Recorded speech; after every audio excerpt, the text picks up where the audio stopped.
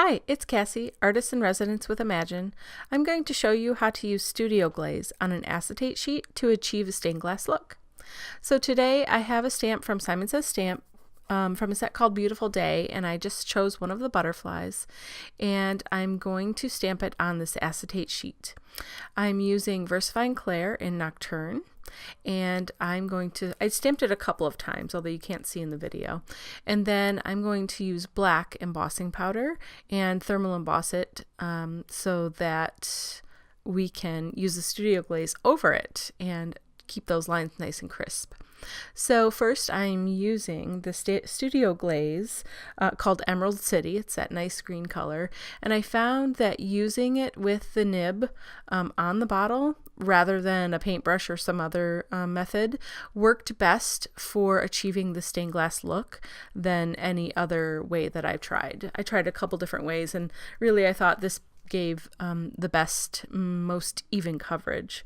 So that blue color I'm using now is called Blue Hawaii, and really I'm just taking each color and putting it in each of the areas that I want to cover, and trying to sort of separate the color fairly evenly. So the purple there that I'm using is called Gothic Purple.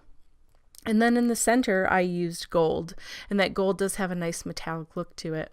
So when you flip this acetate over, once your color is on there, you really can see that stained glass effect. So you want to give it time to dry. So next we're going to move on to the die cut sentiment.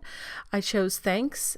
I cut it out twice, once with a rainbow colored pattern paper, and the second time just with black, so it could have just a little bit of a shadow.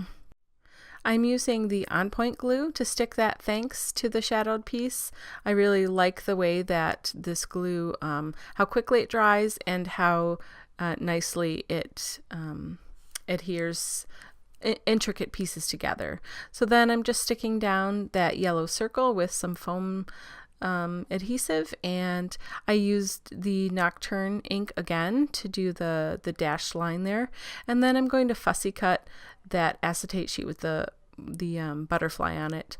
So next I'm going to get that On Point glue out again, and I'm going to put some on the back of the dried butterfly. So you definitely want to make sure that the glaze has dried. It doesn't take very long, and then you just want to apply a thin layer of that glue onto there, and that will stick it down perfectly, and you won't see any of that glue showing through.